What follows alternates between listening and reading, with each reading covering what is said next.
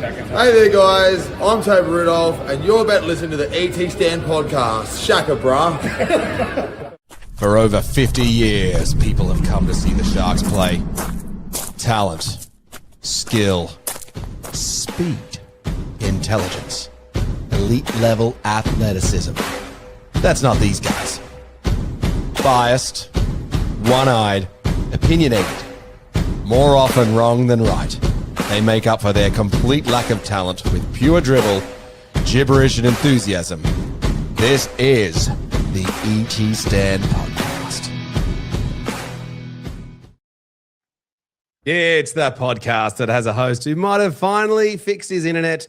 We'll see how that goes. IronNet with Franco in the green room pre-match or pre-show giving me a hard time saying, why are you still with IronNet, Balderman? Anyhow, we'll see how that goes. This is the ET Stand, the Cronulla Sharks fans podcast that lets us talking to the football. We're live on YouTube and Facebook and available on delay on audio platforms worthy of mention. Thank you for making us part of your day. We've got Franco here. You all know him. But tonight we have another special character, special guest, Sharks historian and all-round good guy. Ash Taylor joins us fresh from a trip to Bathurst. Mate, you got back in one piece. How you doing?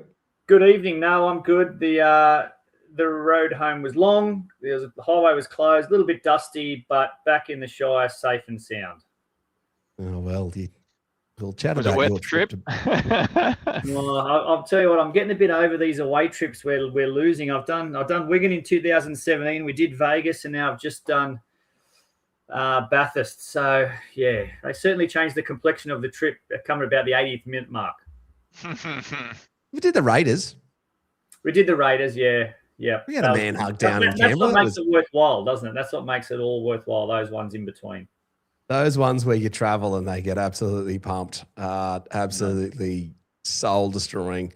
I know Matty Williams and I talk about the Brisbane Broncos one where we got absolutely pumped. And Damien Irvine tried to put a silver lining on it saying, yes, but think about how much Wade Graham learnt by playing Alpus at Darren Lockyer tonight. I'm like, yeah, that's just not going to cut it for me. I think that one's the most painful. I think for me still the most painful away game still that 2008 prelim final loss with Kamali's last game. But we'll get it. We digress. We'll talk about nicer things. This is why you just don't go to away games. Well, you should, but maybe you shouldn't. You can watch it however you like. We don't judge. If you can watch the Sharks however you like. We're very lucky and fortunate, the three of us, to get down to the Sharks live, why we're called the ET Stand. All right, let's get it through on tonight's show. We close out that round 2 loss versus the Panthers. We're going to ask Ash about his specifics from the trip up to Bathurst. We're going to preview the Dolphins. We're going to chat NRL rules. 6 again. Do we agree with that, or we think that's over-policing? I guess we've got some people who can appropriately talk to that. Ash is going to take us through his all-time top 5 favourite regular season Sharks games that we have in our vault, or soon to be published in our vault on our channel. So for those that are on YouTube, you can see a whole bunch of classic Sharks matches. I thoroughly enjoyed the Panthers one the other day, Ash. How good was that one with Peach scoring that 90-metre try? That's just one of the great. So good. The bloke in full flight, was there a better sight during that period at Cronulla? Just unbelievable. Very, very, very, very good. Yeah, that was pretty good. So there's a whole bunch of golden secret nuggets in there that you can go find, which is good fun. So they get released weekly. This podcast is brought to you by our friends at Miranda Hotel and Solve Accounting. Miranda Hotel, there is no better way to watch live sport in the Shire than Miranda Hotel. They have the largest sports screen in the Shire, and some epic food, and it's a pretty good time down there.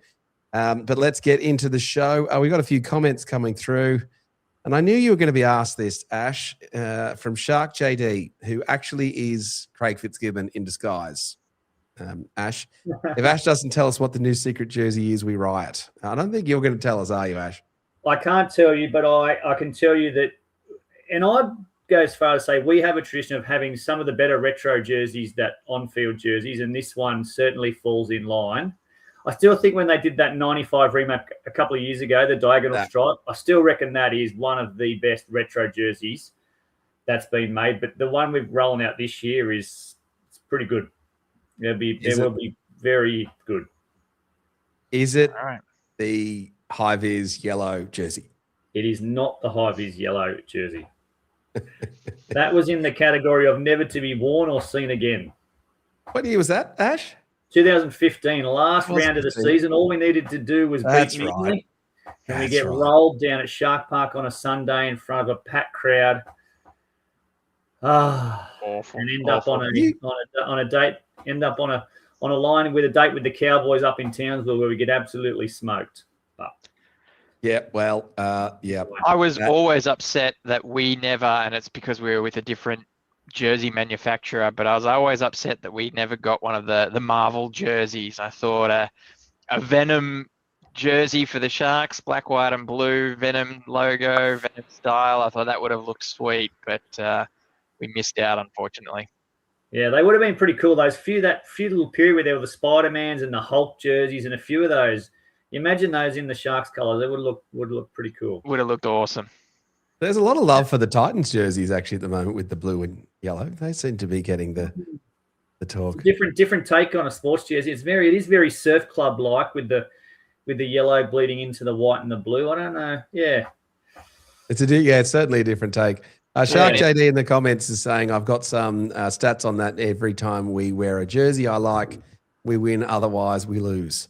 So you didn't like last week's jersey? Yes, JD, I guess. You're telling us in the comments. And he also says something witty for the intro. Disciple Michael in the comments says, Bumblebee Tuna, am I Mike Knight or someone else? I don't understand. Well, surely you're Mike Knight. Isn't that the point? Whatever YouTube says you are, mate. Yeah, it is whatever you say. It's whatever we say you are, Mike Knight. 2.0 in the comments says, that loss deflated me a lot more than I thought. Well, bring on the Dolphins. Yeah, my mother actually said to me, you looked really sad on the debrief, David, post-show. And then you know what else she said, Franco? And this will make you happy. She said, and I've got something else to tell you, which will also make you sad. Franco was right. You were wrong. It wasn't the refs. So there you go. There you go. There you go. But then Dad said it was the refs, so who knows? Beyond that, so if you are watching the show, get your comments in. We always like reading them out and like hearing from you guys. And I will we got an email this week, Franco, which was really cool. So Liam, shout out to you, mate, for giving us sending us an email. We'll try and hopefully work all of that stuff in. All right, let's get into the show, fellas. So the first segment, I'm doing the side panels differently this way. I'm doing it this way. So Sharks news and social chat. That is what we're talking about. Key Sharks news from the social media and the news and sharks.com.au. Key takeaways from social media. Sharks fans were not happy with the reffing of Ashley Klein. However, with most fans concluding that we were outplayed, it's just really hard for us to cop some difficult calls such as the ones that we did and then come out on top. I think that's probably correct for Sharks fans. We're typically, once the dust settles on things, we're typically pretty measured. Now, some other commentaries. More frustration for Sharks fans. Wingers coming in off their wings for tries. How many times I saw that and how many times have we seen that for the four Sharkies? And then players that were specifically called out, Hazelton and Ramian were called out for receiving a bit of attention, probably not for the reasons that they would want, and not too many players receiving positive attention. The Fitzgibbon press conference, for those that missed it, he called out that he thought Penrith outplayed us and wasn't going to blame the rules or the refs or any of that. And the key word he used in that was the word hope, and that he thought the Sharks were just playing hopeful football and hoping things were going to come for us. He did have an amusing comment that, for 117 years, that has been a knock-on. I thought Fitzy is really handling the press conferences pretty well these days. What do you expect from him? It's pretty disappointing kind of performance and a bit of a measure check for the Sharkies. In other news, Cronulla Sharks centre Kale Liro has revealed his ambition to use the upcoming Rugby League World Cup as a platform to create stronger development pathways for young players in the Cook Islands, saying that many talented kids currently get stuck without opportunities to progress into elite systems. Hero, one of the few NRL players to have grown up on the islands, believe families need to consider relocating youngsters earlier to access better coaching and competition, with the World Cup expected to inspire the next generation and attract new sponsorship that can be reinvested into grassroots programs. He says the biggest barrier remains limited exposure to high-level training and pathways to the NRL. Look, I think it's great that the Sharks are celebrating Kale Liro's heritage and family. He's not wrong on all of those elements, but it's pretty tough to relocate families, I would have thought, Franco. It's what you got to do if you want to succeed, though. You see it happen all over the place. Any young promising junior in New Zealand, their parents ship them across to Australia and get them that exposure to top flight rugby league teams. So same thing happens. If you don't get exposure, you don't get to play with the professional setups, you don't get to progress. In the lower grades, the Jersey Flag went down by 2 points to the Penrith Panthers, 34-32, despite scoring more tries. Maybe they should have taken the 2, Franco. Who knows? And then the New South Wales Cup, the Jets beat the Panthers with Niwa Puru having a try assist and 3 line breaks. And by all reports, Michael Gabriel made a lot of meters. First grade run, perhaps soon for him. And Franco has put it on our agenda tonight that we are going to talk when does the team change. Ash, you would have seen a bit of Michael Gabriel. Do you like what you see him? I do, but just on that New South Wales Cup as a whole, it is going to be interesting to see how that sits this year with the extended bench. I know there's already, if you look at the extended bench for the Sharks, which I know we'll get into a bit later, couldn't those blokes benefit, or couldn't the Jets benefit from having those blokes back here? Miranda Hotel's come back. There's even Teague on the extended bench. Just in terms of Mickey Gabriel, how much better would he be with those boys around him? So that's where it's really going to fall down. He'd be playing with maybe this weekend. Teague got an edge, Hiroti outside him. There's that connection that Fitzy talks about. Instead, we've got 7 blokes sitting on the bench. So I really hope that the Jets and that competition as a whole doesn't suffer too much with this new rule change around the reserves. Well, I also worry for the players that are the 20th and 19th best player, because they're not going to end up getting that much game time. And so if the New South Wales Cup match is before first grade, then they're going to end up missing out. And so you've got players that are simply not playing. And you certainly see that in the Premier League with the players that are in the top squads but not playing, but not in the reserves. They just simply fall out of favour and then they're not playing. And so you've got to get minutes to just improve. So it's an interesting thing. Maybe the Sharks need to rotate the 18th and 19th players around so that it's not the same players all the time. But then you lose your continuity, Ash, to your point. Then you've got 2 new players coming in each week and you never have the same team in the Jets team. That's not going to help them either, is it? No, that's right. Well, you look at Kaler as the perfect example. Like, look how long he spent in that lower grade, the blokes that he had around him. And there was all that talk he was held back too long. But by the time he came in, he has just hit the ground running. So he's a perfect example of having those guys in that setup with those experienced guys around them. But you're right, with your Jaden Berrells and those type of guys that have been named 2-3 weeks in a row on the extended bench with no footy, it's not only doing them a disservice, but also the younger boys having them around them. So it's a real watch this sort of space and see how that goes. Yeah, well, we'll see how Fitzy plays it out. I think we've noticed certainly watching the Knights and the Manly match with the injuries, they held back the fourth substitution. I know Franco said we always did that, and maybe we always did. Who knows? But certainly the Knights were ready to go with Ponga coming off and, or was it Fletcher Hunt coming on? So we'll see that. It's just going to change the dynamic of rugby league, those rule changes. And what I often worry for rugby league is that they don't necessarily always think through the consequences. All right, that was all of the major Sharks news. Poor Ash, he's got more people wanting to know when the new jersey is coming out. Geez, you're just going to keep copping it on that front. 2.0 says, when are we ever happy with Klein? When he refs us, it's a throwback to the Eels game when Shane Hayne was in charge.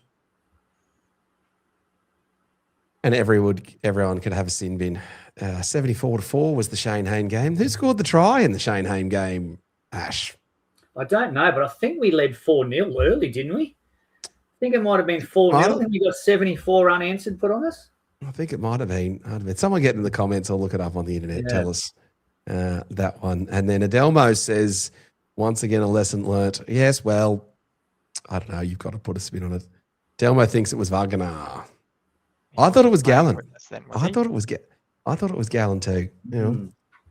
All right, Ash, the trip to Bathurst, mate. What was the trip like? The experience going to the game, the Sharks fans, Panthers fans. Give us the rundown. What were your thoughts, feelings coming out? Look, I love a trip away, especially to a regional town. I've done a couple now. We did Tamworth when they played the Tigers a couple of years ago, and Bathurst certainly as a town put on a show. They decked the streets out. They had flags, Sharks flags with all the Sharks heads on them. They had the Panthers flags with all the Panthers heads.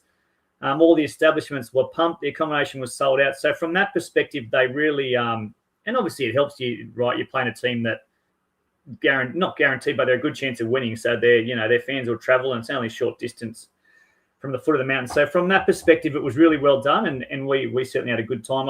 My sort of only issue or my only gripe was once we rolled into the ground, everyone had camp chairs. So we turned up an hour early, thinking, well, there'll be no dramas. We tend to like to stand. We watch the footy. The kids usually get down the edge of the fence, but it was literally standing room at the back of the hill only, because there were people with camp chairs spaced 2 or 3 apart, with rugs out in front, with no one even on the rugs, just people owning their own bit of space. Sort of similar to your picture, those concerts on the green. But you've got marshals generally there going, no, put your seats up next to each other and marshal a bit. Whereas here was just sort of a bit of a free-for-all. So they probably could have fit another 2,000 or 3,000 in, but the way it's sort of configured, it wasn't very, I'd say it wasn't very family friendly. Others might disagree, that prefer the camp chairs when they sit and watch the football, but no, there's certainly a reason that they don't allow camp chairs in any of the grounds in Sydney. Yeah, that sounds kind of like a game when we're at Cogra, Ash, and we're standing on the hill there, and there are all those Dragons supporters with their picnic blankets sitting down behind us, telling us to sit down, and we're like, "What are you talking about? We're on a hill at the footy. You stand and watch the footy. Come on." Yeah. Well, they should do what they do at Cronulla, where they have that sort of little section where the scoreboard is behind the goal, where if you want to go sit down with your family, that's the spot. But everywhere else is standing. But it's just safer. The view's better. But I mean, if that's the only gripe I can take away, it's pretty well done by Penrith. So I applaud them for taking it to regional towns, because it is really good. And my kids had a ball despite the loss. So that's a good weekend when your team gets done by 20 and your kids are still coming home and they've had a ball. Oh, that's glad the kids had fun. They'll remember those moments, and they'll certainly absolutely remember that, because I know you mentioned too. Sorry, the most important thing, we ran into Hall of Famer David Peachy at the pub beforehand. So the first face we saw when we walked through, so him and the guys had travelled over. He's in Dubbo now, so they'd come over from Dubbo. So we caught up with Peach, had a bit of a lunch with him and the boys before the game. So what a way to start a Triple A. All it needed was a win. That's how many items have you gotten the Peach to sign, Ash? Oh, I've got a few, yeah. So Did he sign the Monopoly board? Yes, he hasn't signed the Monopoly board. We didn't think till after to get the Monopoly board signed, but he'll be signing it next time he's in Sydney. That's the problem is you don't want to take the Monopoly board out too often. So for those that don't know, and Franco called me out on this last time, and he was right to do so. So for anyone, there's a Cronulla Sharks Monopoly set, which I'm told is now worth quite a bit. So I have a couple of those spare. So if anyone really wants one, you can get in touch with me. And so Ash is brilliantly getting it signed by all of the players that have properties, which is pretty damn cool. I don't love that Mayfair and Park Lane are premiership winning coach and premiership winning team. I think they should have. That's a cop out. They should have picked the best players. Well, it was bought out in 2017 to mark the 50 years. So there's probably a bit of recency bias there when they sorted all that out, and it did line up with the team of the half century. So I guess they ran out of squares and they had to fill them up with someone. They should have just Old Kent Road should have been Carl Filliger. What are you talking about, Ash? It's like, and who was that other guy Franco was talking about in the green room beforehand? I can't even remember what his name was. Oh, Kanani Milani. Did he even play a first grade game? Yeah, absolutely. Yeah. Very, very nippy halfback. Very, very talented player. How many games did he play? Can't have been many. I think he might have ended up playing 7 all up, but he's sort of been unlucky. Come through that period in 2014 where anything that could go bad for the club did. Yeah. So not many players made it out of that period. There was quite a few. The Tupou, Sapawanga. There was quite a few that were sort of there when they probably wished they weren't. The shuffling of the deck chairs during that period. Yeah. Oh, well, they shouldn't have taken deck chairs onto the hill. We know that. Yeah, All right, the match itself, Ash, Franco and I argued about the refs. And look, Chris called it out here in the comments. He says it is still measured to point out how the refs' failings contributed to a 12-0 scoreline. Very hard to recover from that against quality teams. The refs definitely contributed to the loss. Mate, at the game, did you feel there were some tough calls against the Sharks? What was the crowd reaction? How did you feel? But I did that knock on, and I'll tell you interestingly. So that knock on when the winger, I think it's Jenkins, just knocks it on, the one that Fitzy referred to as the most blatant knock on of all time. I called that live from the hill. I've gone that's a knock on, and we've all stopped. Then we're all surprised when Penrith get the ball, couple of sets, shift, Toto scores in the corner.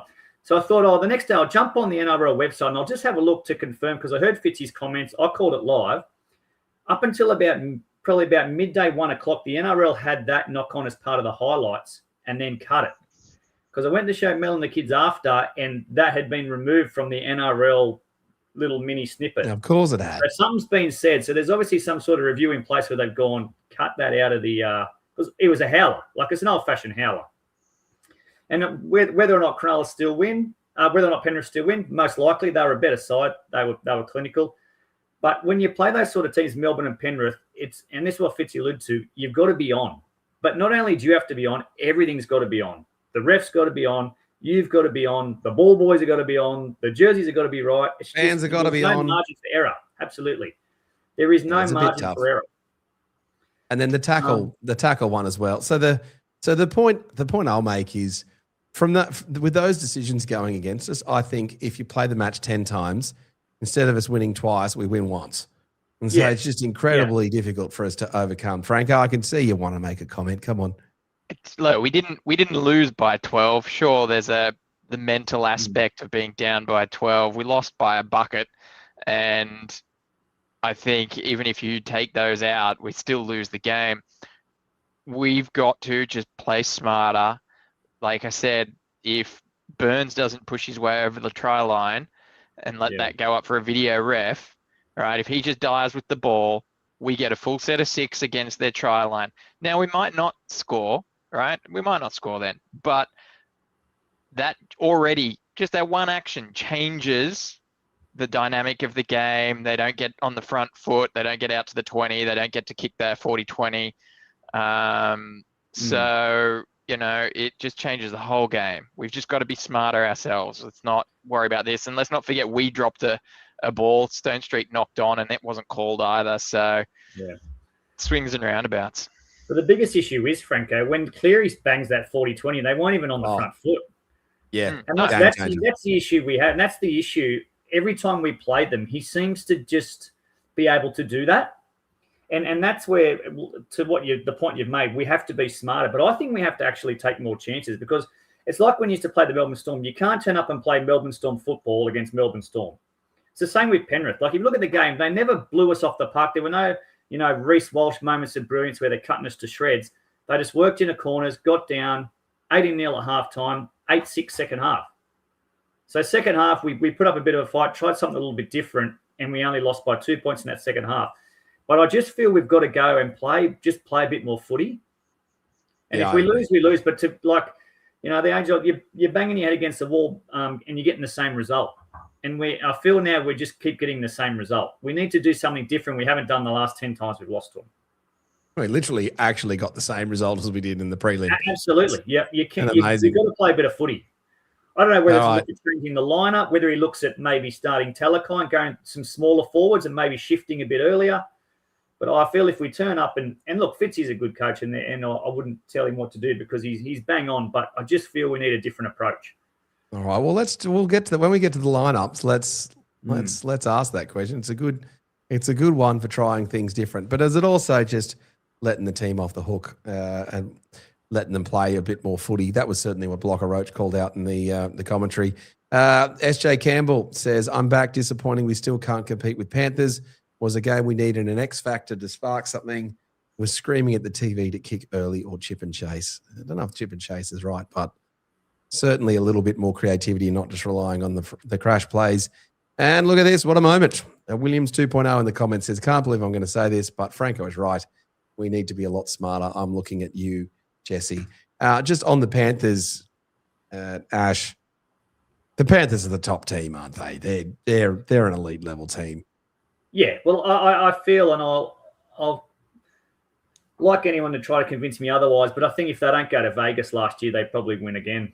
I think in the end, that last second half in Brisbane, all that travel.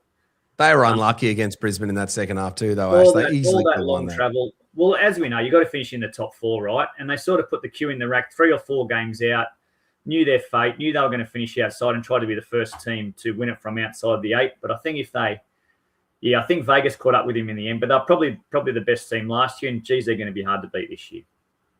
Franco, close us out. Panthers loss. Yeah, look, it still hurts. The narrative, again, as we discussed in the debrief, is the press are already talking about how we can't beat the top teams. If I was to run my eye through the top teams, I think it's 2 teams. It's Penrith and it's the Storm. I don't think we as a club, aka Sharks, have the same fear against the Roosters, against Canberra, against the Broncos. Yes, they're all good teams, but I think we go into those games with the belief that we can beat them. At this stage, I'm not so sure we're going into those games against the Storm or the Panthers with the belief that we can win. I think we're going in with a, let's try this, let's try that, let's do our best and see where we end up. And as Fitzgibbon said in the press conference, hope for the best. Hope. I think that's right, Franco. I'm going to give you a tennis analogy to round this out. We are Alexander Zverev. We can beat everyone else, but we just can't beat Sinner. And we just can't beat Alcaraz. And 5 years ago, Zverev couldn't beat Djokovic and Nadal. It's just, we haven't got the game to beat them. And so Delmo says, yeah, maybe we give them too much respect in the comments, throw the ball around a little bit more, certainly try something. All right, boys, let's move on to the next as we preview the Sharks versus the Dolphins. The Sharks are 1-2 against the Dolphins in our history. So I haven't played them too many times. They are the newest team in the NRL, with us, however, being last start winners in 2025, 24 points to 12 at Shark Park. Prior to that, we'd lost the last two, with the most memorable one of those being the hectic 2-point loss where Hammer got that ridiculous 90-metre try. That was also the one where Nico missed the kick from the sideline to tie it up the end, wasn't it? So just on the Dolphins, they don't have that star elite level player, but they are well run. So my connections in Fox Sports always talk to me about how well the Dolphins are run. I'm sure that might be true. And they're also a team where you can register at the age of 6 and play all the way through to first grade. So that's pretty good fun. But the Dolphins, they're coming to Shark Park, 5:30 p.m. The Sharks 1-1 in season 2026 so far. And the Sharkies certainly won't want to lose this one. Let's go through the Sharks team, because I'll bring that up on the side. Where are you, Sharks team? There's no spoilers are pretty easy with this one, aren't they, fellas? They're pretty much the same as named. Will Kennedy last week. Will Kennedy is fullback. Sione Katoa and Sam Stonestreet the wingers. Jesse Ramian and Kale Iro in the centres. Trindle Hines the halves. Fanua Blake is one prop. Tom Hazelton is still the listed starting prop. See if that changed. Blake Brayley's the captain or hooker. Britton Nicola and Billy Burns are the second row, with Jesse Colquhoun at lock. Interchange bench is the same. Siosifa Talakai, Toby Rudolph, Oregon Kafusi, Raiden Ueli in jersey number 17. 18 is Hoepa Peru. 19 is Chris Vaiela, with an extended bench of Jaden Beryl, Marween Harodi, and Teague Wilton. It's the same team as last week, but we have Teague Wilton and Harodi on an expended bench, meaning they've both a chance to play. Franco, if they're available. What does the final squad of 19 look like? What do you think? What do we do?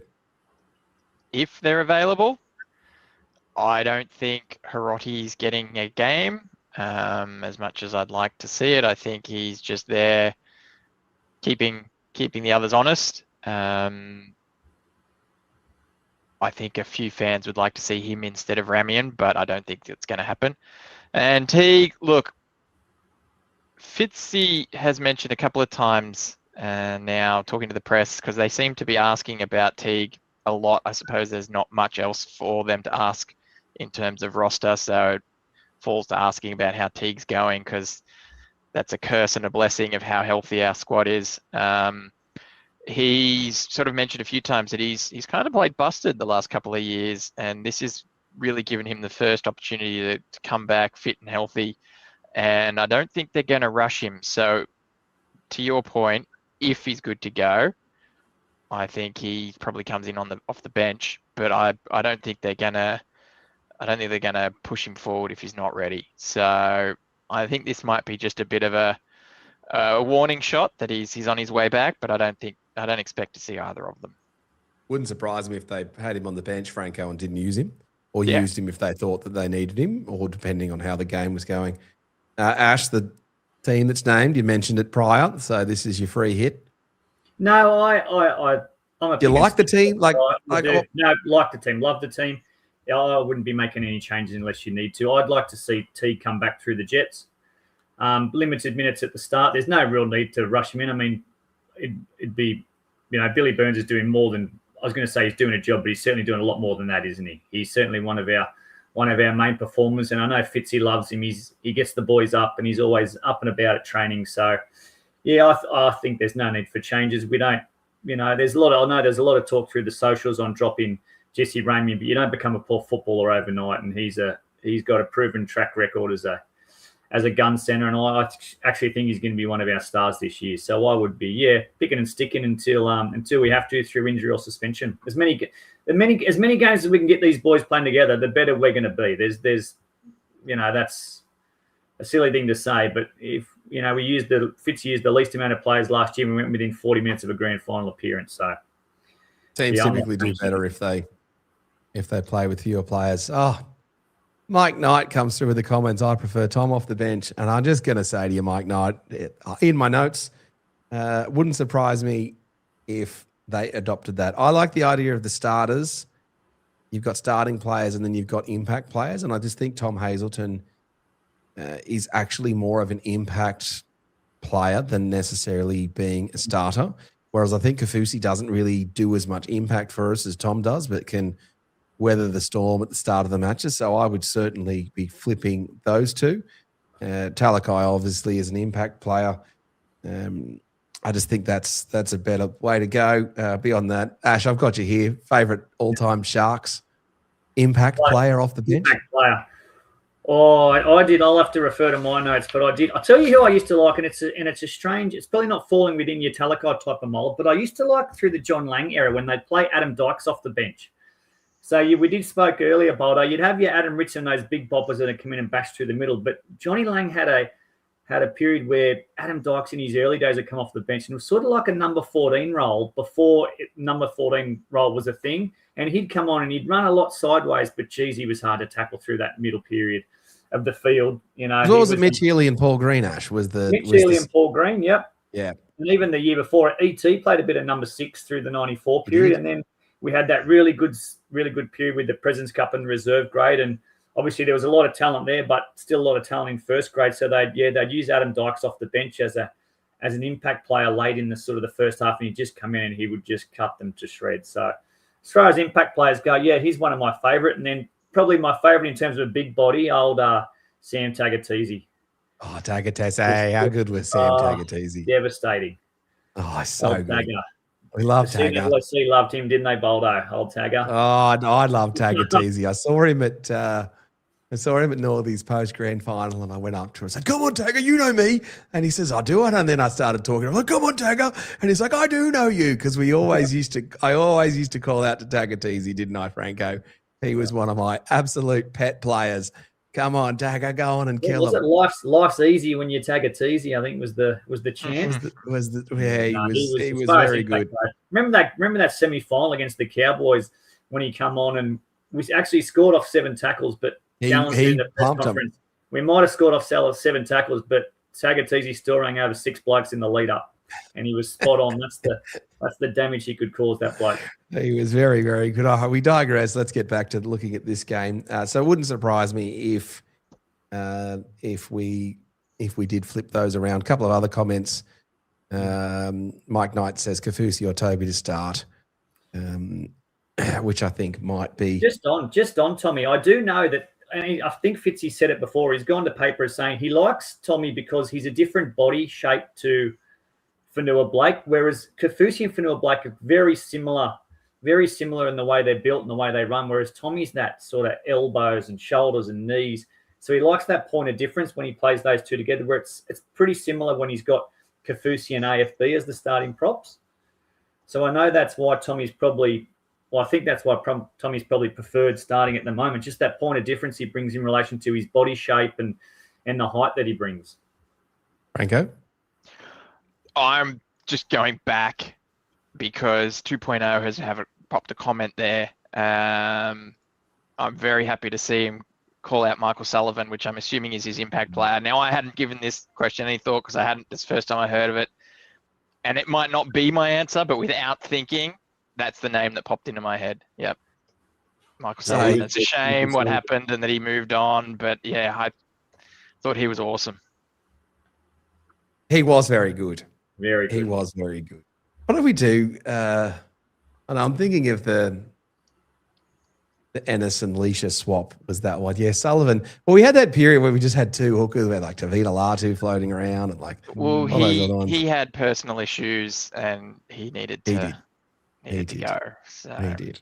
All right, let's have a look at this Dolphins team. Shall we get it in the comments, guys? Who is your all-time favourite Sharks player? I'll tell you what, in 20 years' time when we're old and washed up doing this, we'll probably be talking about Siosifa Talakai as our favourite impact player. All right, the Dolphins team is a little bit small on my screen. Any of you boys want to read that out, or are you going to make me go to the NRL.com website? It's an ugly red color too, so that makes it even harder to read, mate. All right, I'll do it, Frankie. Yeah, all right. All right, let's go, Ash. Let's go. Right. Our fullback, we've got Hamasai Tabuai Fido. On one wing, we have Sharks Junior Jermaine Asako. On the other wing, Selwyn Cobbo, Jake Avarillo, and the British international Herbie Farnworth in the centres. Cody Nikarima at 6. Scrum base with him, the captain, Katoa. Tom Gilbert at 8, Max Plath at 9, Thomas Flegler's the other front rower, Connelly Limu in number 11, 12, Kalu Kefu Fini Fuiaki at 12, Morgan Knowles at 13. On the bench, we have Brad Schneider, Oren Keeley, Felice Kafusi, Ray Stone, Trey Fuller, and Sebastian Su'a, coached by Christian Wolf. Well done, mate. Couldn't have done it better. Yeah, certainly couldn't have done it better. Look, I've kept an eye on the Dolphins. They're certainly fast and expansive. They've leaked and scored a lot of points.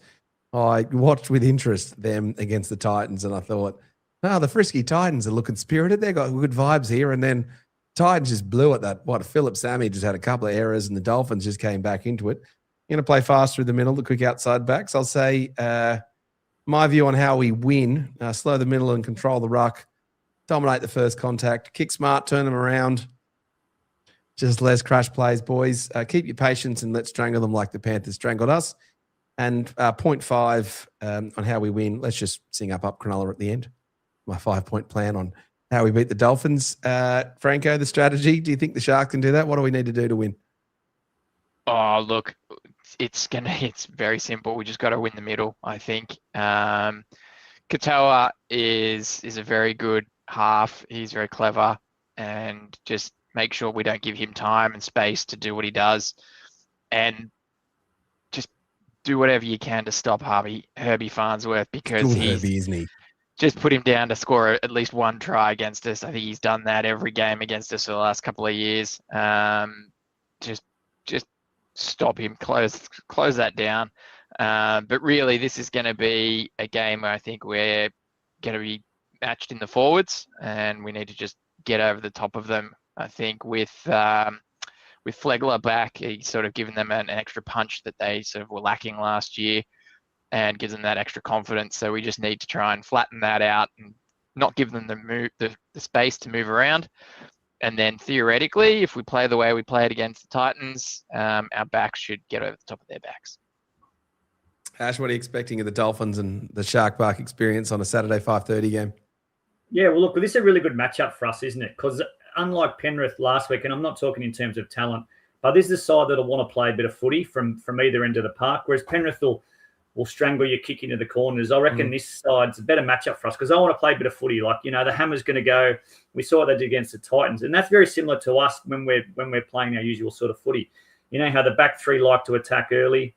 So I think if we just limit our mistakes, we should win the game in what I reckon is going to be a pretty high-scoring shootout. Well, you don't think we can strangle them, Ash? I don't think that's our style. I think we match up better against teams where we can play a bit of footy, take a bit of risks, and they're going to present you plenty of opportunity, the Dolphins, but also are going to hurt you from anywhere on the field. So as we saw against the Hammer a couple of years ago, when he scored that try length of the field, you've got to, you've just got to make sure you're on with your kick chase. But it'll certainly be a different type of game to what it was with the Panthers. All right, Shark Park, 5:30 p.m. on a Saturday, Franco. We'll enjoy that, won't we? Certainly will. Can't wait. Yeah, that'll be certainly good fun. You got a tip for us, mate? Oh, I reckon it's going to be 24-12. To the Sharks? Yeah. Or just a score in general? Sharkies up 24-12. Ash? Sharks 32-20. I'm going lower point scoring game. I think we're going to have the defense will hold up and we'll be able to hold them off. And so we'll win by 14 points when it'll be close until the end. It's probably worth mentioning. So that again, Probably Ash? worth. I just said dry track on a Saturday arvo with that talent out on the field. There's going to be, I'd like to hope there's going to be some points scored with that caliber of player. Well, that would also certainly worth- be more entertaining, and also with the rules the way that they are now, Franco, you'd have to think. Yeah, I think there's going to be points. I also think that the first 2 rounds, we've sort of been a bit gassed from about the 60-minute mark to about the 70-minute mark, and that seems to be when the Dolphins hit their straps. So that sort of gives me a moment to pause. I think that that'll be a bit of a danger period for us, so I can see them scoring a couple at that stage. All right. Well, most of us are pretty confident about a Sharks win. There was one comment here that said, there is a Delmo danger game like all games for the Sharks. Well, we know the Sharks can lose against anyone. We've seen that. Disciple Michael.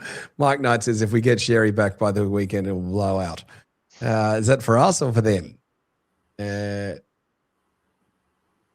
JD in the comments is quite funny. The real question is, does the ocean protect sharks or dolphins more?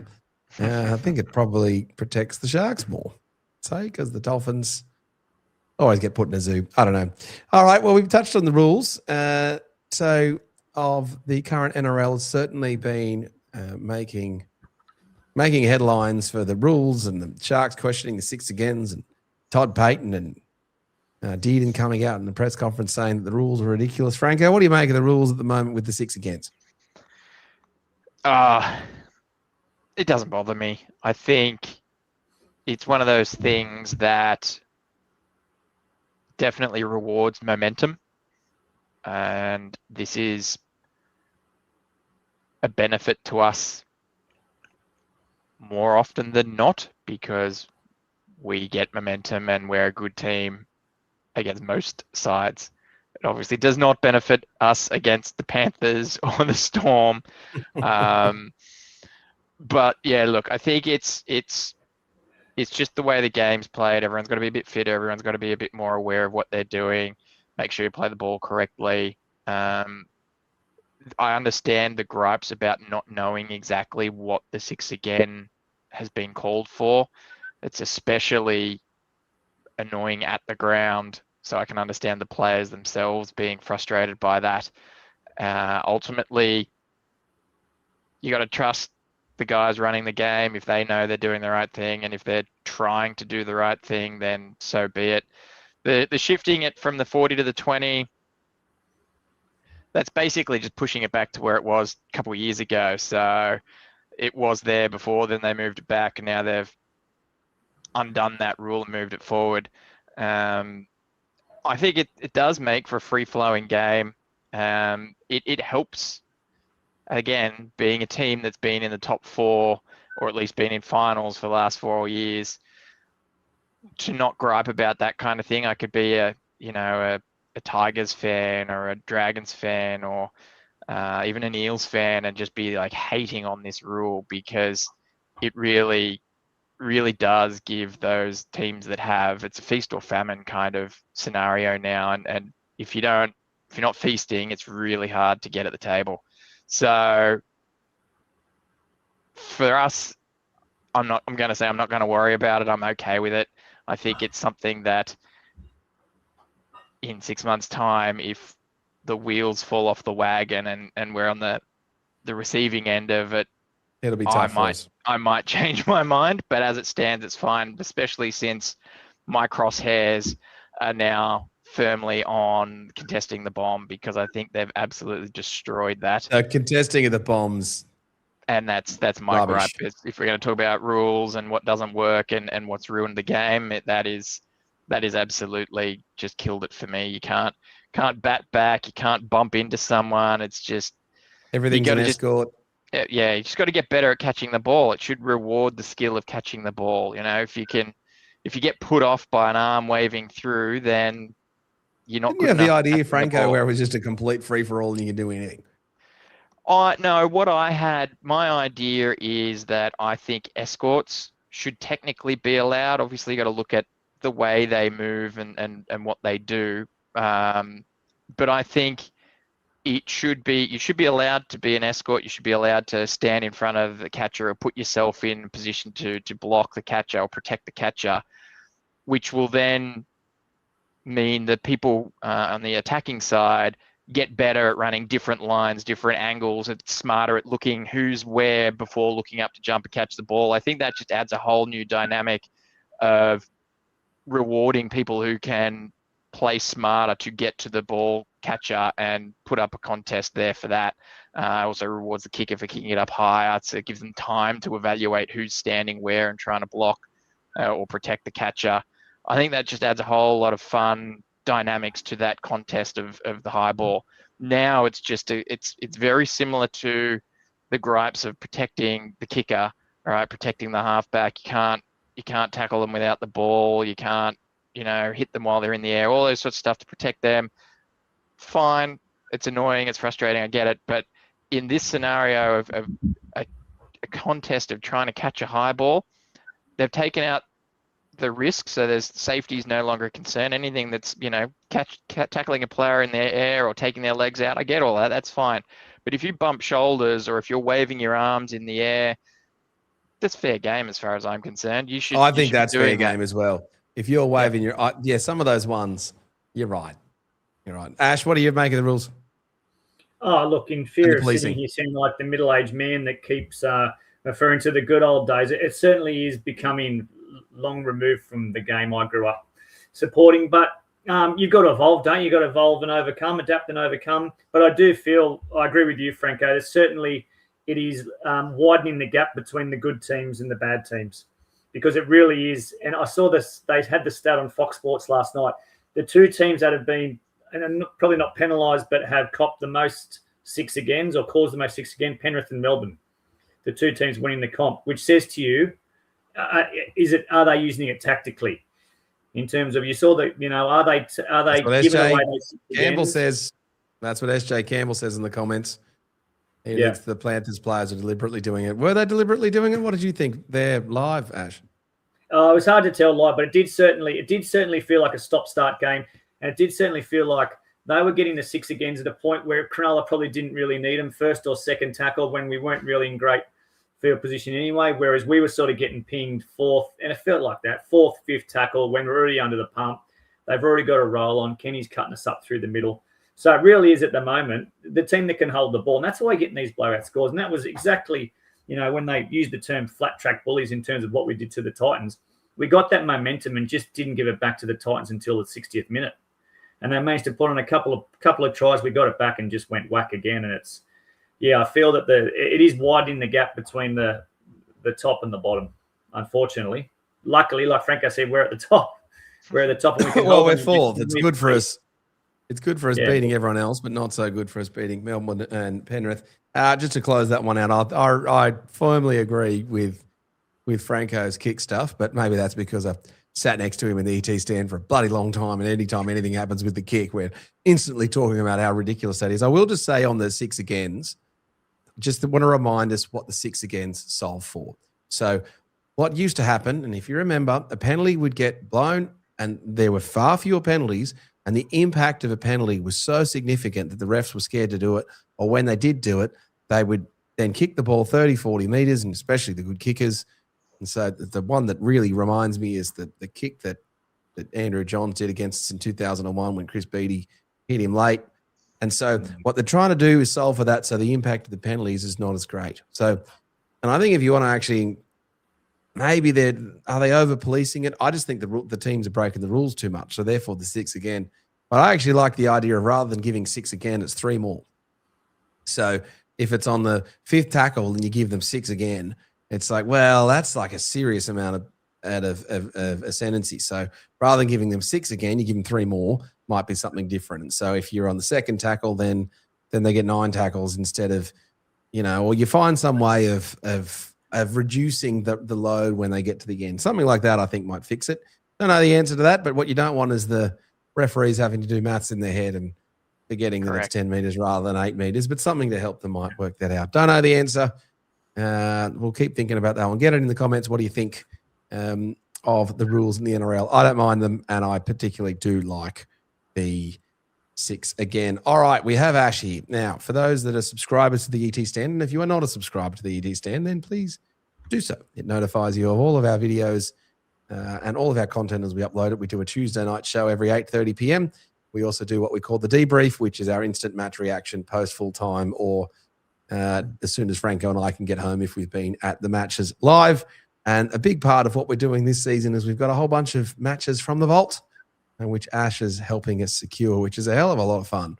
So Ash has been kind enough to help us with those, but also provide us with his top 5. So Ash's top 5, here it is. All right, so from top the 5. vault. I'll try to, Top 5. And there's you with ET. Ash, look at you. a great man. Yep. And there's that in your garage. That's in my my little man cave out the back. The great man, the great ET. How good's ET? Is that his jersey hanging up over your shoulder? No, that's Matty Rogers' jersey and Steve Rogers' test jersey. Ah, But I do have to very say, good. the look on ET's face when he walked into that room and saw a picture of himself on nearly every wall was something to behold. He looked at me like I was some sort of weirdo. It's kind of like when I walk into Franco's house, Ash, and just his wife's got all the pictures of me up in the house. It's very disturbing. Probably very But, similar. you know, it's very, very similar. Now, that jersey, before we get into it, the white jersey, the Powers jersey, what's that one? Yeah. So that was never worn. So I think in 1992, we played a pre-season tournament called the Lotto Challenge. And we drew the Canberra Raiders up in Port Macquarie. And it was the first appearance, or one of the first appearances, where the Canberra Raiders actually wore their white jersey. So I believe that we were scheduled to wear ours. They wore theirs. We got knocked out first round, and the jersey never got seen again. Had we progressed to round 2, I reckon that would have been worn in the round 2 pre-season Lotto Challenge. Right, and Ash can confirm that is the retro jersey that is coming out. Is that right, Ash? No, I cannot confirm. I'll tell you this. I'll give you this, though. The retro jersey we're playing this year will have a collar. Yes. So that rules out the yellow. That rules out the grey. That rules out the white. Rules out most of the pink. But it does have a collar. Love a collar. For those that don't mind a retro collar. I've got a random one for you, Ash. As a big fan of jerseys. Yeah. And this is outside the box. I'm going to get howled down by everyone listening. People are going to be yelling at their screen or at their radio, or comments are going to flare up. What about a sleeveless jersey? So there's less for the defense to grab onto. That's why we got rid of the collars, apparently. Well, I think you'll actually find a team tried that in the 9s, and it might have been the Tigers. Melbourne did it. Melbourne did it. I think Tigers might have too, but the players had an issue with the sweat and the holding the ball. Ah, okay. So that's why it didn't last too long. Because you'll notice AFL players very rarely, most of the time, use their hands or it's a chest, and the league players found that when they were holding Bit of magic spray on the biceps. Yeah, maybe the old Noakes here to the old sugar soap on the arm so the ball sticks. But no, I do know, a few teams did trial that, and it didn't last long. That is an elite jersey, that white one. I like that. Number 3 on the back too, Boldo. Oh, what, Mark McGaw? E.T., the great man. I'm just being silly. I know that it's ET. Oh, goodness me. What a jersey that is. That is absolutely terrific. We'll have to do a video at your garage, mate. One time we'll come in and check it out. And we won't tell anyone where he lives. He lives down Woolooware Road in one of those houses with the Out of Bundina. Come and find He lives at Bundina. No one rob Ash of all of his Sharks memorabilia. All right, let's get into it. So this is all right, let's roll through. No, I've got to tell the AI to clip this up for us, Ash. So we're going to clip. This is Ash Taylor, Sharks historians, top 5 matches from the vault that you can see soon or can see now on the ET stand. Let's get into it. Number 5. All right, so 2012, round 19, the Brisbane Broncos at home. Probably the first trip I took interstate up to Suncorp, which is only a couple of years old. I think it was during the Origin period, so the Broncos were down on troops, but we went up there. Jeremy Smith led the side, and the Sharks put on an absolute clinic in one of the great club upsets of all time. I remember I was sitting behind the goals with Damien Irvine, and we sang Up Cronulla all the way to the Caxton, partied like lunatics with Luke Cavell leading the charge the whole way. So that sits in at number 5. Was that the Wade Graham shoulder charge in goal In goal, yep. match? Yep. Bakuya scored, and I think they overturned it. And he might have copped the suspension, Graham, for the hit on Hoffman. I think he did. Yeah, It was the game. that was the game. That was a great game. Good call. Great game. Yep. All right, number 5. All right, Number number 4. 4. All right, this was the first real game I remember as a. Sorry, that's not this game. Number 1992, the Sharks versus the Gold Coast Seagulls. It was my 10th birthday. I had a heap of friends stay over the night before, and Mum took us all to what was then Caltex Field. She spent the price of admission for 5 kids, and we spent the entire game sliding down the back of the hill, which is now Portaloo Hill, on solo boxes, and didn't see any of the game. Gold Coast scored late. Wayne Bartram had a conversion from in front to tie it, totally shanked it, and we won by 2, which was, in the end, Wally Lewis's last ever game played in Sydney. That sits at number 4. This thing, you got to see the great Wally Lewis play, and you were riding down the back of the hill on a solo box. But I also got to meet, I remember we met Gav Miller, who I think was playing reserve grade by that stage, so pretty much just would hang around the front of the gates and just greet fans and sign signatures. And he actually signed for me my Big League magazine, which I still have, however many 30 years later. So champion fella back then, Gavin, still got plenty of time for. Was he a bit injured by 1992, Ash? Gav Miller. He had a fallout with Beatson and a bloke called Brian Carnavan, who was there at the time. And so he played under his good mate Brian Milthorpe, who was coaching reserve grade, and he saw out his time in reserve grade. Yeah, I'd forgotten not how a club legend should go. Well, the Sharks have botched it with a few club legends in their time, that being one of them, Peachy being another. All right, on to the next. I love this picture. So have you seen this picture that's coming, Ash? Possibly. He won't know until he sees it. All right, so apologies to the individual, but this is a photo of them on said evening. Oh, wow. I think I sat next to him on the bus on the way out. So 2008, Sharks versus West Tigers, peak CSSC. As you see, they're sponsored by Chiltech Services. It was just a fantastic time to be a Shark supporter. We were winning more often than not. The bus of dreams would take us to the ground. We went this night to Leichhardt Oval and just ran an absolute muck from the kickoff. Never looked like losing. The beer was flowing. Everyone was having a fantastic time. So that sits at number 3 as one of my favourite all-time live games to have gone to. That is also one of my all-time. I was there. Yep. I think we might have broken. Didn't they used to have the bars on the seating, the wooden planks? And I think we stood and broke most of those. Yeah, we broke. I think we broke one. There was an email that went out around the CSSC. We got a little bit too excited in our run to what was the finals. I think we ended up finishing equal first. We finished 3rd on the ladder, but equal first that year with Manly and the Storm. Storm and Canberra, I thought it was. Storm and Canberra, was it? I thought Canberra. Storm and Manly. We played Canberra. We were 3rd. We played Canberra 6th. Right. Yeah, that's right. We played Canberra first week of the finals at home. That we did. And then we had that was the year where Melbourne lost to Michael Witt scoring in the corner for the Warriors so that the Sharks made it through to the prelim. And I remember calling Chris Kelly from my Neutral Bay apartment, and we were over the moon that we were in the prelim. We just couldn't believe it. Yeah. But yes, that Tigers match was also memorable for the "You're not going to finals" chant. And it pretty much knocked the Tigers out at the time. And the Tigers in 2008, they were putting together a bit of a run. And the next season, they also put together on. They're a pretty good team. So it was a big win for us. And we were starting to lose a few guys, and that season was falling apart. But that was probably the high point of that season. All right, on to the next. All right, sitting in at number 2, the emergence of the great Jack Bird. Remember that photo? We'd lost the first 4 matches. Despite Benny Barber had come to the club, Mick Ennis, and we thought, oh, here we go on the back of what was an absolute disastrous 2014, which seemed to follow us into 2015.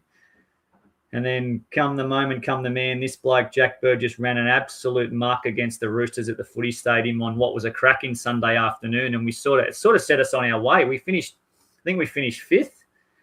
We finished 5th, knocked South, who finished 8th. It was the first time a team that had come last knocked out the Premiers in the finals the next year. And, Jack Bird, he stayed at 6, obviously, until we got Maloney. Then he shifted to the centres. But this was just a fantastic game. I mean, to beat the Roosters, who are always a very good side, But to beat them on the back of having lost 4 in a row out there at the footy stadium was just something else. And then we actually went across the road to the Bat and Ball Hotel and were partying like lunatics. And Jack Bird's dad actually come up and got in a shout with us, and we partied long into the night. So it was just one of those memorable nights. I remember watching that game, and I was out somewhere in the city on a Sunday with a work thing or something. And I remember just keeping an eye on the TV as you do when you're working or you've got something on a when the Sharks are on. And I just remember the tries going in and just thinking, this is just absolutely nuts what's happening here. It was so good. And it was Jack Bird. Was it Jeff Robson with Jack Bird, wasn't it? Yep, would have been Robbo, yep. It would have been Robbo in his It last was one of those, season. like you said, Boldo, like everything just went, like Bird kicks it across field, it just sits up for Val. Like everything just was, all the luck we hadn't had in the first 4 rounds just all come for us that day at the Sydney Football Stadium, which in my opinion is still the greatest rugby league ground in Australia. It's the old football stadium or the new one's the new one's fantastic. They've kept it very much similar to the old one, but that old one, when you'd walk, that old one was cool. Then you'd walk down into like that cauldron-like atmosphere. It was just something else. Yeah, going to those finals in the 90s when the Sharkies were in it. I went to a few non-Sharks finals there too. It was just always those were great days out. All right, which brings us to our number one, man. This is going to be a pretty good match. Yep. So the number one, 1990 versus the Canberra Raiders. So my first ever game I went to live was the previous year, 1989 semi-final. It was the week after we'd just beaten the Broncos in the playoff for 5th. Then we ended up playing a couple of days later against Canberra, who put the cleaners through us. And as we know, they went on to win the comp. And I recall watching the grand final on TV. And then the following year, early rounds, we ran into the Raiders, who I knew from my limited rugby league experience were chock-a-block full of stars. And we beat them late as a result of a late solo try to ET, who went under in the post, and Al Wilson kicked the goal from in front, and we won narrowly. But yeah, it was just a fantastic game. I actually found out recently that period between 1989 and 1990 still to this day is the longest stretch of home wins for the club. So a lot of people think it was 2016, but it was actually the back of 89 into 1990. I think we won the first 5 or 6 games in the 1990 season before it went terribly pear-shaped. But yeah, this game was certainly one of the ones to remember, when ET just pretty much took the team on his back and crashed over late under the post to win it for the Sharks. I always talk about the 1989 team, Ash. They were far better than they get recognised for. They had a bad loss against Gold Coast towards the end of the season, which was an away match, which they were expected to win, and that put them in the 5th playoff. I think if the Sharks could have beaten the Raiders, it could have gone on that same run. So, well, thanks for doing that. That is absolutely terrific. Top 5. Goodness me, that was good fun. Let us know in the comments what's your favourite from the Vault Sharks match, and if you've got any requests for us to try and go find, we can go and find those too. But it's also just fun, just remembering. Like even that person who went and commented, there were a few comments previously on Brett Carney, and just the relationship that you have with these players in those times. It's just kind of good fun. Franco, anything to add on that? No, mate, that's a great selection of games. I'm amazed that you can remember the first game that you went to. That's pretty well recalled. Yeah. Ash, I've got no idea what my first game was, except that it was against the Magpies, and I don't even remember the result. I just remember it was the Magpies, and I was there with my old man, and I watched more of kids playing on the sideline than the actual game. So was it a home game, Franco? It was a home game, yeah, mate. It was. It was in a corporate box too. My old man. He had a friend. We went in the corporate box, and this was actually a corporate box. It was like a box on stilts, and you had to climb up this ladder thing to get into it. Yeah, it was pretty dodge scenario, awesome. But yeah, it was a good day. I remember, but I don't remember the round or anything like that. So, well done, Ash. I think my first match was the Bulldogs 1988 semi-final. But it could also have been on the hill watching the Sharks play the Dragons. All right, Ash. Well, thanks for coming in, mate. Boys, that was the ET stand. Here we go. Shark JD says fake news that Roosters game was round 5, not round 6. Ooh. That's probably right. Was it round 5? I've got it as round 6 on my notes that I sent to you, Baldo. What did your little tile say? I think it said round 6 as well. Ah, well, regardless, we know the result and we all remember what Jack Bird did. Yeah, that's true. Well, the thing is, Ash, just remember the freak. It's always me that makes the errors with the typos. I'm happy to wear it. No, it's always me that makes the mistakes. Might have been my excitement in typing, Baldo, that I mistyped it. Yeah, well, I think I've done my top 5 favourite matches previously, haven't I, Franco? Have I ever done that before? No, I don't think you've done favourite matches. There's been iterations of various There's matches for whatever reasons. Yeah. But don't you agree? The match. There's so much more when you put these sort of lists together. There's so much more than the 80 minutes. Like I remember, I think after that Tigers match at Leichhardt Oval, the bus just dropped us that purple sneakers because Damien Irvine knew a guy that owned it. Yeah, and we all just went there. All this just Shark supporters are there just drinking jugs of I don't know what, partying until the. There's like 150 Sharks fans at this random bar in Pet Central. Yeah, and the result just gets so much better when you continue the celebration right into the early hours. Oh, that's certainly true. Ash, it was great to have you on the show, mate. We'll definitely get you on again. Oh, what was that, Franco? Just our host Boldo seems to get this allergic reaction to microphones or something as soon as we tick over to that 1 hour mark. But we've got a couple more things to say. All right, go, Franco. All right, come on. So we're going to talk about changes.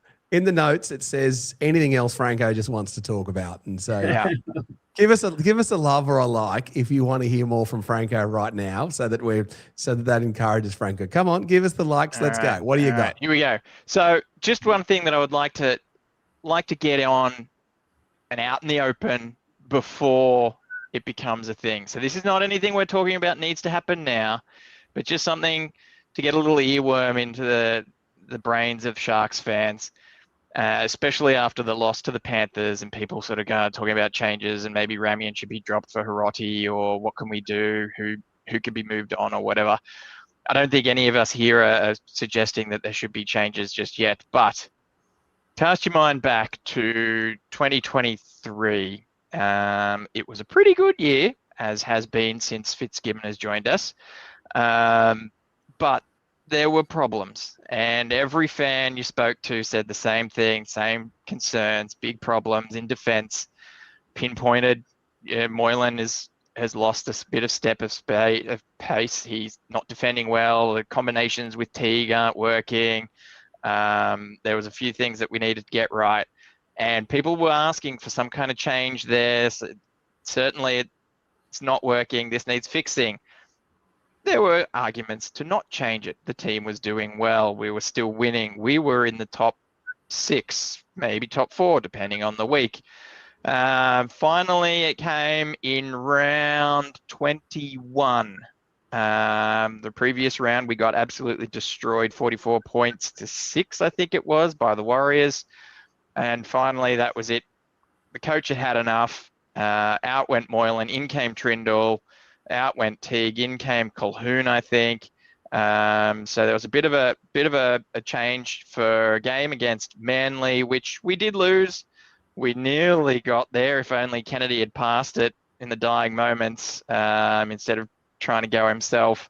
But the fact remains, we were still in the top 8. We were 6th. We were still doing well. Our for and against was healthy, but finally changes were made, and history will show that it wasn't a great finals campaign for us. And a lot of people sort of said, well, we could see that changes needed to be made a lot earlier. The coach was pretty stubborn. Moylan, he stuck solid with Moylan. Why didn't we make changes?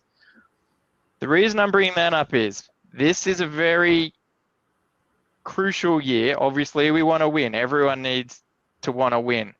But if we've got a bunch of players who are going to be off contract and something's not right, when do you look at making changes? Like if we're not signing Ramian for next year, if he signs with the Cowboys or another player decides to go to some other team, and we find in round 12, 13, 14, we're doing all right. We could be doing better. Do we look to make a change then, or do we wait until, again, we're on the eve of the finals and then go, okay, we make a change now? Or do we just batten down the hatches, forge through to the finals, and then wait till the off-season to give the new players a chance in our system? What do you reckon? What are your thoughts? Go, Boldo. It's a good point. Well, for starters, I'm not sure that I agree that dropping Moylan was the right move at the time.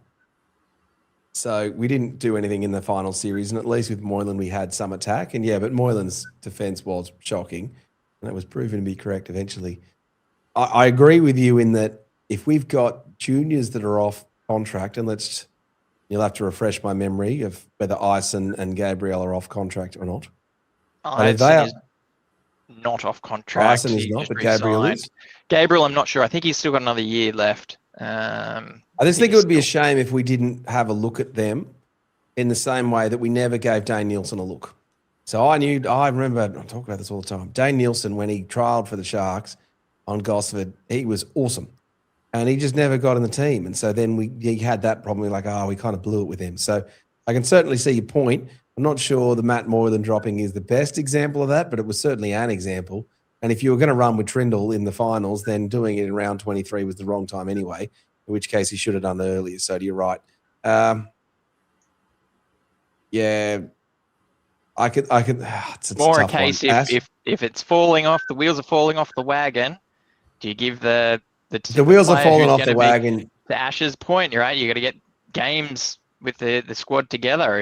If the wheels are falling off the wagon, and you called out Gabriel. Let's say we see Gabriel as our centre long term next year, and Jesse's gone to the Cowboys next year. When do you pull the trigger? Do you give him, half a season in first grade, or do you just stay the course? But then you end up having the Bronson Cherry example where you have a disgruntled, high-profile player, and if Jesse Ramian was frozen out, and if he's already signed to go to the Cowboys, is the scenario. Like if he's re-signed to Sharks, then he's obviously in our plans. We've got to work with him and try and fix the shortcomings, right? He's a good player. We're not denying that. But if he's not in our future plans and things aren't working, then you got to look at what you can do to get better. Go on, Ash. Ash, what do you think? I think the presumption, or to say that it's not working, I think is a bit of a stretch, because the way I look at it is so we'll use the Michael Gabriel example. Is a Michael Gabriel with no first grade games under his belt going to be better this week than Jesse Ramian with 150 plus games under his belt? No, that's right. So that's the question. But then you've also got to look at what all the clubs are big on these days, which is connection. So they talk about there's a difference between there's defense and there's a tackle. A tackle is one guy attack another guy. Defense is how you set up within a unit in terms of how your edge is with working off both shoulders. Jesse Ramian is a fantastic defensive centre. So do we drop Jesse Ramian now in round 2 with the thought of how we're going to look in round 1 next year? Or do we go Jesse Ramian? And I said it earlier, Jesse Ramian, you don't become a bad footballer overnight. Jesse Ramian is a great player, and I think, I'm using him as an example because it's probably the one that's most spoken of. But you always talk about in Test cricket, right? They'd be like, this bloke's made 200 runs, he needs to get a start. But the saying is always, okay, who do you leave out? So if we want to make changes, we need to think, all right, well, who out of that 17 is pushed to 19 now? Who out of that 19 should we leave out? In my opinion, there is no one better in the club than those 19, with the exception of Mulatalo and McInnes when they come back. So I think I think my personal opinion is we forge forward with what we've got. I mean, we were within 40 minutes of a grand final last year. The year before, we lost to arguably the best team of the century.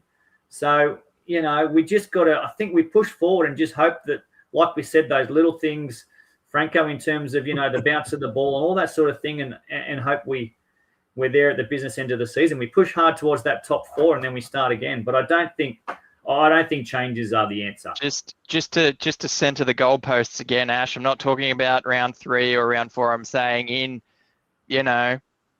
later on down the season when we're talking August, you know. I think that's too and late. I think Moylan was too yeah. late, Franco. Oh, no, look, I'm agreeing that it's too late in terms of maybe for success for this year. This is the whole point, right? If it's not working, if we're struggling, we're in the bottom half of the top 8, things aren't right. And as I said, you talked about Jesse. Apologies, Jesse, if you're listening, mate. It's just you're off contract and you didn't have a great game last week. But if Jesse is signed to go to the Cowboys, he's been seen having coffee with Peyton. We know he's not going to be at the club next year, right? In this scenario, hypothetically, if he's signed to go away, and we're in August, we're struggling, we're not doing well. We've had a good chunk of New South Wales Cup to see how Gabriel is progressing. Whoa, hello, kitten. That's not that Peachy. I love it, Peachy. Name Peachy. Yeah. Sorry, Frank. That's all right, mate. And then similar with Kennedy, right? I see there's someone in the comments wanted to talk about Kennedy, but Kennedy's off contract as well. If Ison's or Taj Ford, because Ison's not playing at the moment still, if either of them are tearing their, knocking the door down and they're having a great go, and Kennedy's still unsigned towards the back end of the season, these are the things, like, are we going to use, Boldo's use a tennis analogy, I'll use a Formula One analogy, right? Regulations are changing. We're stopping development on this year's car. We're now focusing all of our development on next year's car.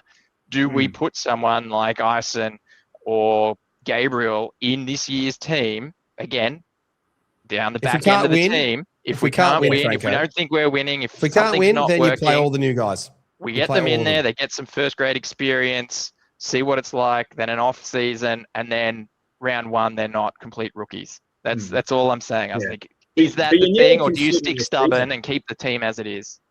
But you're nearly conceding your season, right, Franco? If you got to that point, you're at that point where, all right, it's not working. So you've got to make changes. But I hope, and I firmly believe it won't get to that point where these guys will play similar to the Euro situation.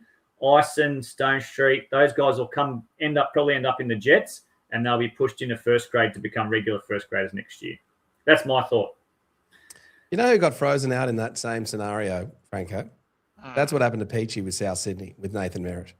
Is that South Sydney worked out they weren't re-signing Peachy, and Peachy was on the way out.